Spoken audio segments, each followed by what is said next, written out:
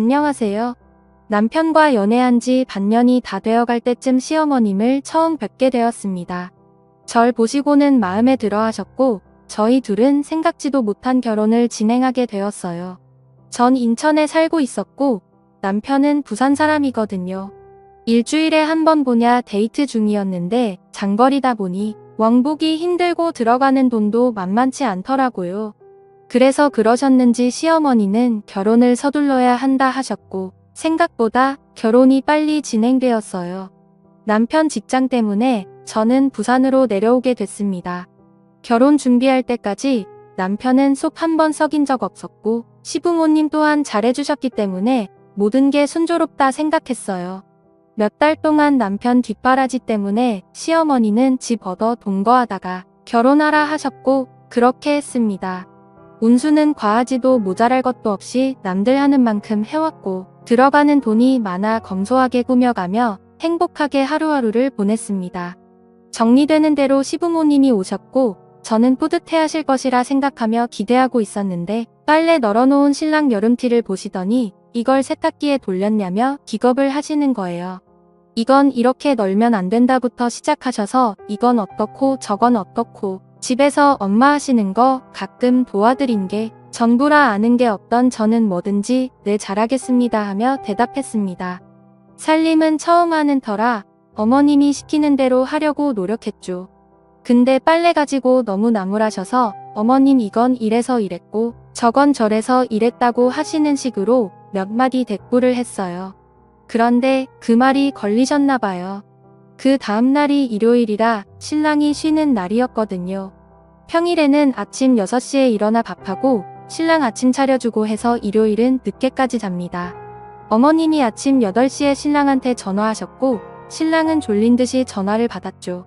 아직도 자냐며 알았다고 그냥 끊으시더라고요. 그러고 다시 잠이 들었는데 남편 전화벨이 울렸습니다. 시계를 보니 30분이 지난 8시간이었고 저를 바꾸라는 겁니다. 전 잠에서 덜 깬 목소리로 최대한 또랑또랑하게 말하려 했었습니다. 아직도 자냐며 신랑 아침도 안 주고 뭐 하냐 하시는 거예요. 지금 밥할게요. 죄송합니다. 라고 대답해드렸고 이어서 어제 일을 숨도 안 쉬시며 말씀하셨습니다. 그렇게 잠이 덜 깬 채로 30분 동안 앉아서 고개를 푹 숙인 채 시어머님 말씀을 다 들었습니다. 이야기의 요점은 어제 빨래 얘기할 때 제가 버릇없이 대꾸했다는 것과 웬만한 건 다 손빨래를 하라는 것 그 얘기만 30분 동안 하는 거였고 그걸 옆에서 보며 키득거리는 신랑이 미웠지만 시집 오면 원래 이런 거구나 하며 긍정적으로 생각하기로 했습니다.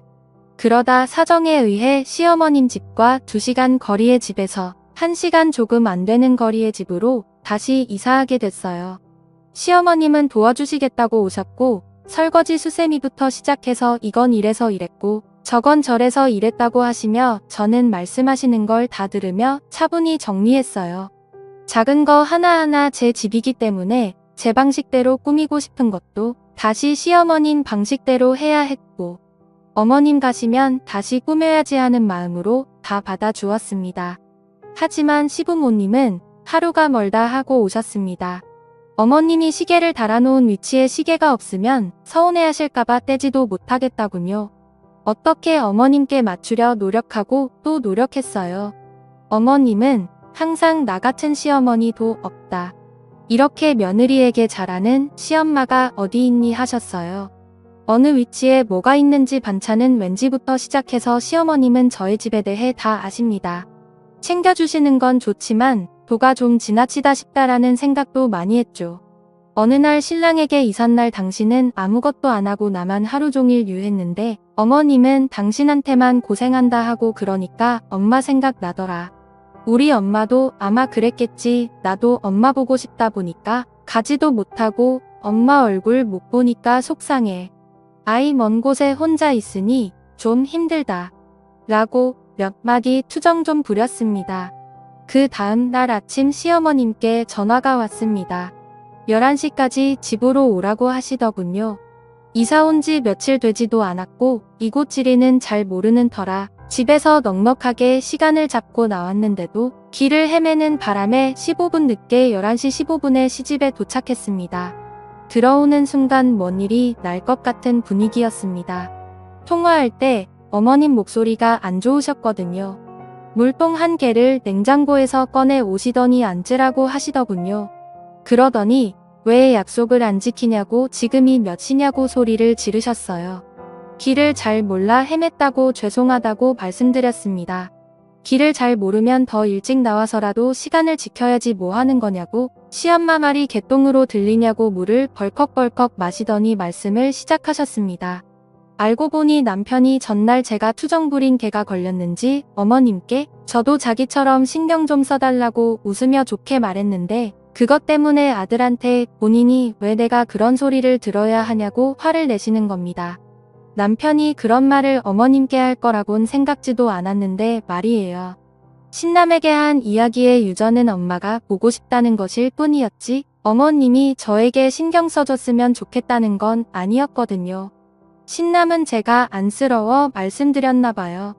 저는 그 상황을 그냥 잘 무마해보려고 웃으면서 어머님이 남편만 예뻐해 주셔서 질투나서 그냥 한 말이에요 하며 애교스럽게 말했습니다. 그런데 시어머니 갑자기 울근을 토하시며 이런 말씀을 하시더라고요.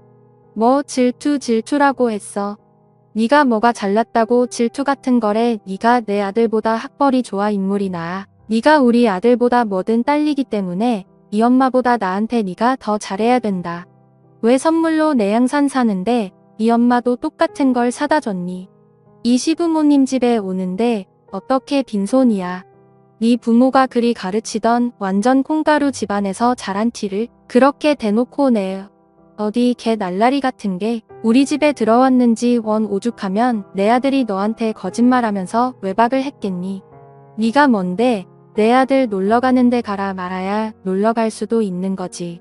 내가 쟤를 어떻게 키웠는데 학교를 어떻게 보냈는데 네가 뭔데 내 아들 옛날 여자친구 사진을 찢어 네가 아니라 걔랑 결혼시켜서야 했는데 11시 좀 넘은 시각부터 오후 5시까지 쪼그려 앉아서 그 이야기들을 울면서 들어야 했습니다.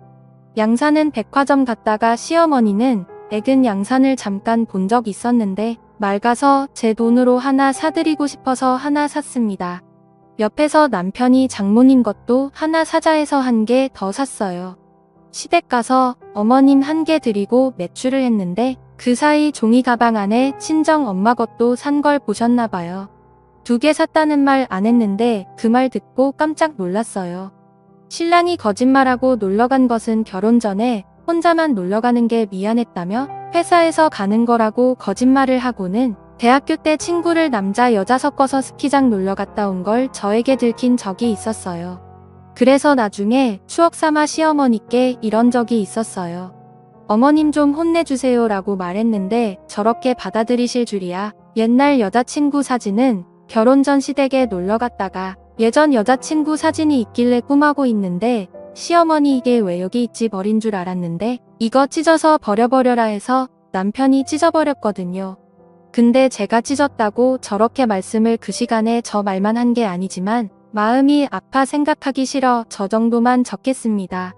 나중에 신랑이 왔고 신랑이 오고 나니 더 심한 말은 안 하시더군요. 그곳에서 빨리 탈피하고 싶어 마지막에 울면서 죄송하다고 빌고 신랑이랑 집으로 왔습니다.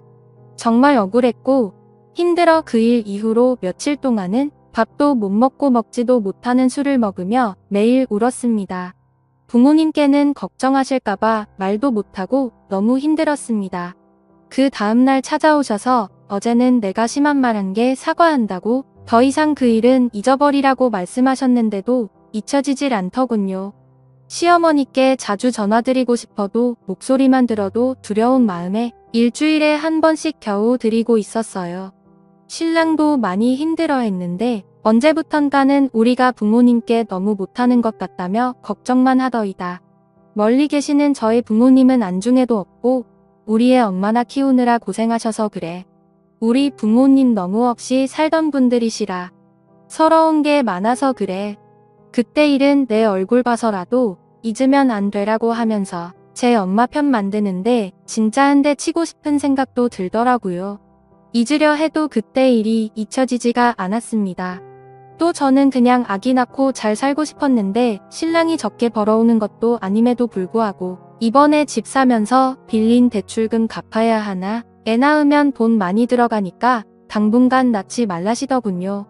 이제 저도 좀 있으면 30인데 이 집에 들어와서 제 의견 같은 건 아무것도 쓸모가 없었습니다. 이곳에 와서 제가 의지할 수 있는 건 남편뿐인데도 지 엄마한테 싫은 소리 한마디만 해도 마음 아파하는 효자이기 때문에 이러지도 저러지도 못했습니다. 모두 다 때려치고 엄마한테 달려가고 싶은 맘뿐이었습니다. 그러다 보니 남편과 말다툼이 잦아졌습니다. 그럴 때마다 CM이라는 인간은 저한테 어디 천한 남편한테 큰 소리를 했고 저는 당신은 이제 어머님한테 우리 다툰 것까지 이야기하냐고 따졌습니다. 매일 반복 지긋지긋 했어요. 그리고 얼마 후 남편이 다른 여자를 만나는 걸 알게 된 겁니다. 알고 보니 결혼 전 남편이 제 앞에서 찢어버렸던 사진의 주인공, 그러니까 남편의 전 여친이었습니다. 결혼 후에도 저 몰래 그 여자랑 데이트도 하고 놀이공원도 가고 또 함께 영화도 보면서 연인처럼 지내왔던 겁니다. 제가 어떻게 당신이 나한테 그럴 수가 있냐고 따졌더니 남편이라는 스프가 눈을 동그랗게 부릅뜨더니 만 저한테 하는 말이 가관이었습니다. 안녕하세요. 남편과 연애한 지 당신은 추억이라는 건 없는 사람이야. 내가 가장 힘들 때 옆에서 지켜주던 여자를 그럼 그냥 버려. 요즘 집안 사정도 힘들고 남편이랑도 힘들다고 해서 가끔 만나서 고민 들어주고 그랬던 것뿐이야. 내가 그 여자랑 잠을 잤어. 내가 당신이랑 결혼하면 내 인간관계 다 끊어야 돼. 갑자기 가 막혀서 말이 안 나오더라고요. 당신 그걸 말이라고 해. 라고 따지니 집을 나가지 애미한테 달려가서는 한동안 돌아오지 않더라고요. CM이라는 은처 혼자 있는 집에 달려와서는 무슨 저런 하면서 네가 그런 식으로 바가지 긁으니 남편 이숨을 쉴 수가 있겠니? 네가 뭐 하나 잘나고 이쁜 게 있어야 우리 아들도 널 이뻐하지. 남자는 다 여자하기 나름인 개야라고 하시는데 정말 저 그날 너무 열받아서 말 함부로 하지. 제가 뭘 그렇게 잘못했냐고 시집와서 어머님 말씀 모두 순종하고 아기 낳는 것도 포기하고 살고 있지. 왜 다 내 탓이라고 하시냐고 따졌습니다. 그렇게 제가 싫으시고 못마땅하면 이혼하겠다고 당신 아들 그냥 때리고 평생 사시라고. 나는 당신이랑 당신 아들 모두 감당 못하겠다고 위자료 준비하라고 큰 소리를 쳤죠. 그랬더니 어머님 엄청 놀라는 눈치였습니다. 저는 어머님 앞에서 당장 짐을 싸서 친정에 갔습니다. 정말 이혼할 각오를 하고요. CM이는 제 짐을 뺐더니만 어디 어른 앞에서 건방지게 뭐하는 짓이냐고 네 애미 애비한테 그렇게 배워 먹었냐고 소리를 지르시더라고요.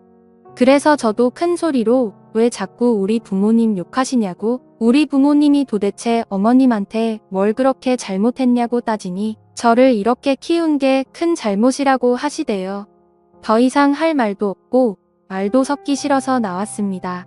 그렇게 한 달이 지났습니다. 저는 편의점 아르바이트를 시작했어요. 걱정하는 부모님 얼굴도 보기 힘들었지만 다시 그 집에 들어가는 게 더 힘들더라고요.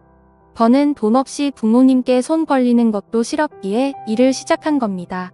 그동안은 남편은 하루가 멀다 하고 연락을 했습니다. 우리 엄마 걱정 그만 시키고 당장 와서 무릎 꿇고 빌고 돌아오라고요.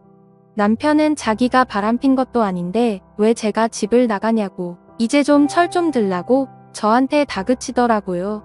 어이가 없어서 정말 그래서 제가 딱 잘라 말했습니다. 내가 정말 들어가길 원하면 네가 만나는 여자들 다 정리하고 네 부모랑 나 사이에서 처신 잘하라고요.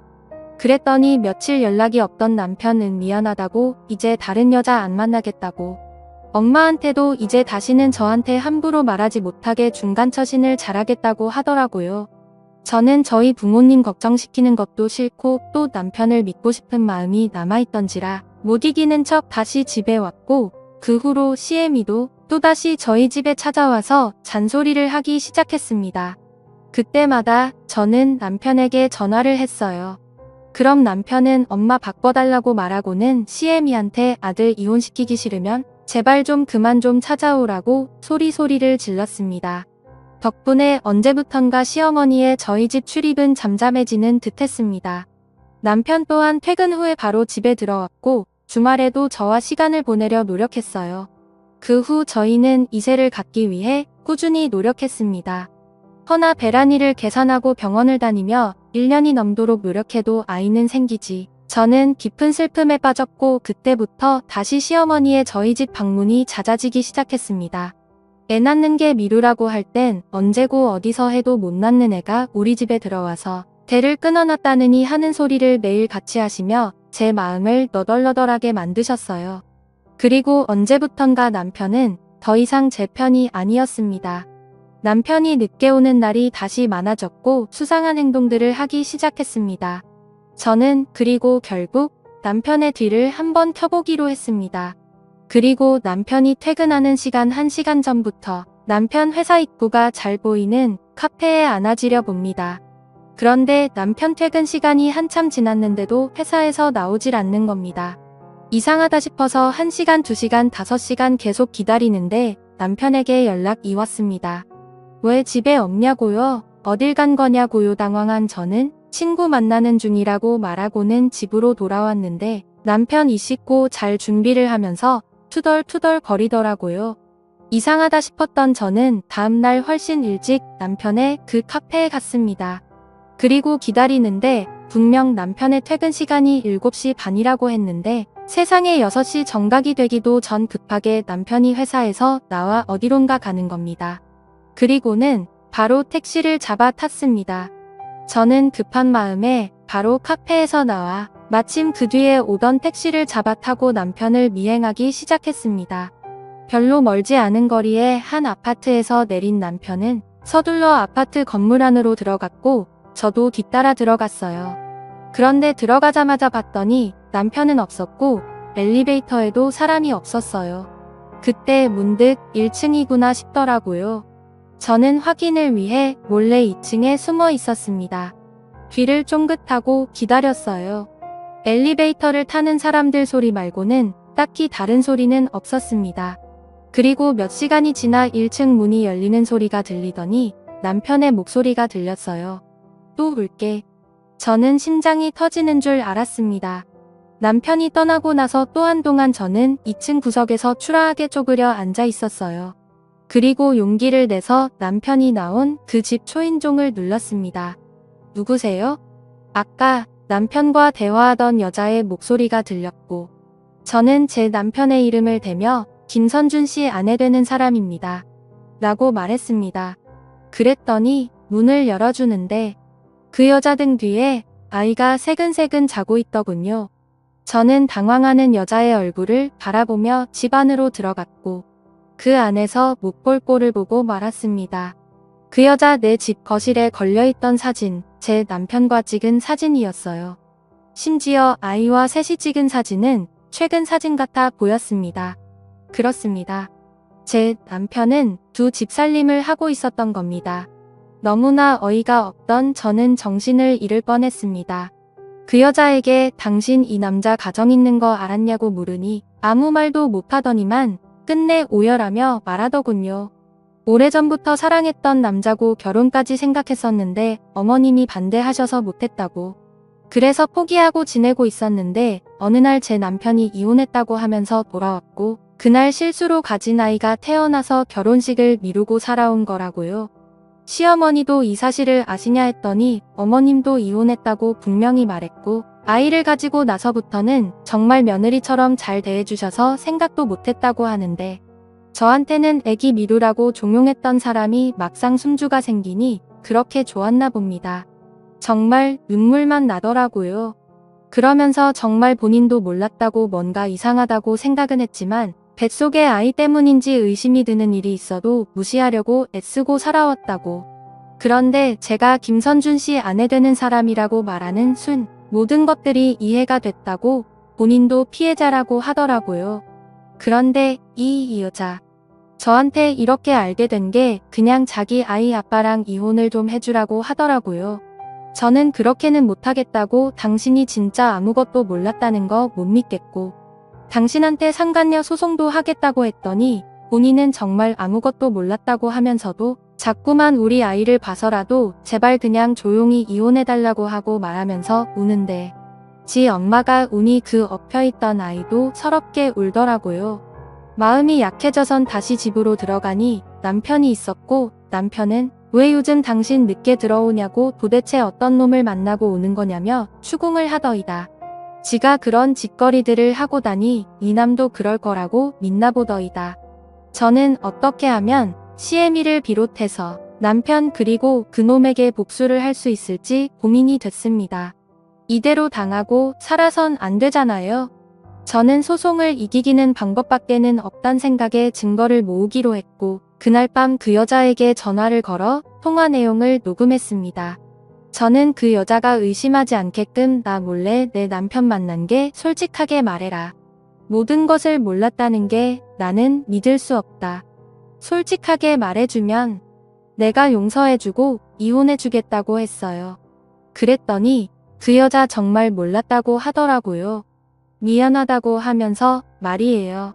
나는 남편이 그녀를 만나는 장면을 다시 미행해서 증거를 잡기 위해 다음날 또 남편의 직장 앞에서 기다리고 있었습니다. 남편이라는 놈은 또 신나게 6시 좀 안 되게 나와 택시를 잡더군요. 나는 미리 불러놓은 택시를 잡아 타고 남편을 따라갔습니다. 그런데 남편은 그 아파트로 가는 게 아니라 다야가 원농촌으로 들어가던 이만한 빌라 앞에서 내리더라고요. 아직도 그 빌라 이름이 기억이 나네요. 한마음 빌라. 빌라 이름과는 반대로 이놈 마음은 도대체 몇 개인지 모르겠더라고요. 또 어떤 년을 만나러 왔나 싶어 뒤따라 들어갔는데 그 빌라 꼴에 엘리베이터가 있는데 남편이 들어가고 나서 3층에서 멈추더라고요. 오, 3층이구나. 나는 뒤따라 엘리베이터를 타고 4층에서 내려 1층을 내려갔습니다. 혹시라도 엘리베이터 앞에서 마주칠 것을 대비해서 말이에요. 남편은 이미 사라져 있었고 1층에 두 집이 있었던 터라 어떤 집에 들어갔는지 알 수가 없었어요. 나는 배달의 민족으로 짜장면과 짬뽕을 두 집 모두에 주문했습니다.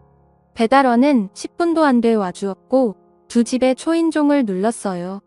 그러자 한쪽 집에는 아무도 없는지 나오지 않았고 한쪽 집에서는 남편의 목소리가 들리더니 배달원이랑 뭐라 대화를 하더니 배달원을 돌려보내더라고요. 나는 문이 닫히는 소리를 듣고 그 배달원을 조용히 불러서 내가 시킨 거라고 말하고 짜장면과 탕수육을 받아들이고 그리고는 짜장면 비닐 포장을 벗기고 조용히 다시 초인종을 눌렀어요. 인터폰에 제 얼굴이 찍힐까봐 한쪽 구석에 숨어서 초인종을 눌렀고 바로 또 문이 열렸습니다. 나는 핸드폰 카메라를 펴서 문이 열린 틈을 찍었습니다. 그리고는 못 볼 꼴을 보고 말았네요. 그 집안에는 새파랗게 절른 어떤 대학생 여자애가 하얀색 이불을 온몸에 돌돌 말고 서 있었고 그 앞에는 속옷 차림의 남편이 문을 열고는 서서 나를 토끼 눈으로 바라보고 있었습니다. 열받은 나는 남편 얼굴에 짜장면을 던져버리고는 그 여자애에게 다가가 뭐 하는 거냐고 따져 물으니 아줌마는 누구냐고 오히려 쏘아보며 묻더군요. 내가 이 사람 아내가 되는 사람이라고 하니 정말 몰랐는지 깜짝 놀라며 제 남편을 쏘아보며 오빠 유부남이냐고 따지는데 이놈은 정말 몰랐다 싶었습니다. 그리고는 갑자기 무릎 꿇고 진짜 몰랐다고 죄송하다고 비는데 이 여자가 무슨 잘못이 있겠나 싶어 제 남편 싸대기를 미친 듯이 갈기며 당신 가만 안 둘 거라고 말하고 집에 돌아왔어요. 그리고 그 영상을 남편의 애를 낳은 내연녀에게 보내고는 잠수를 탔습니다. 전화기를 꺼버리고 친정집에서 아무것도 못하고 누워만 있었어요. 알아서 니놈들이 잘 해결해봐라. 그런 심산이었어요. 그리고 아무것도 할 수 없을 만큼 심신이 지치기도 했고요. 나중에 알고 보니 그 내연녀 제 남편이랑 정리하기로 하고 남편을 상대로 소송을 걸었더군요. 또 그 소식을 알게 된 손주 생겨서 좋아했던 시애미는 충격에 쓰러져 병원에 입원 중이라고 했습니다. 남편 새끼는 그제서야 휴가까지 써서 저한테 매일 같이 찾아와서 잘못했다고 비는데 더 밟아줄 생각이었습니다. 그런데 입원했다던 시어머님이 저희 친정에 오셔서는 미친듯이 초인종을 누르시더라고요. 저랑 저희 부모님은 놀라 문을 열어드렸는데 환자복을 입고는 오셔서는 제 앞에서 무릎을 꿇으며 제발 본인 손주 잃지 않게 해달라고, 자기한테 하나밖에 없는 핏줄 자기한테 다시 돌아올 수 있게 도와달라고, 그 여자 그러니까 큰 내연녀한테 제발 잘 좀 말해달라고 비시는 겁니다. 말도 안 나와서 저는 결국 경찰을 불렀고, 경찰들은 순간 오열하고 있던 환자복을 입은 어머님이 정신병원에서 나온 줄 알았다고 하시더라고요. 그 모습을 제 남동생이 모두 찍었고, 저는 소송에서 하나의 증거로 또 사용할 수 있게 되었습니다. 이제부터 본격적으로 이혼 소송을 준비하려 합니다. 감사합니다.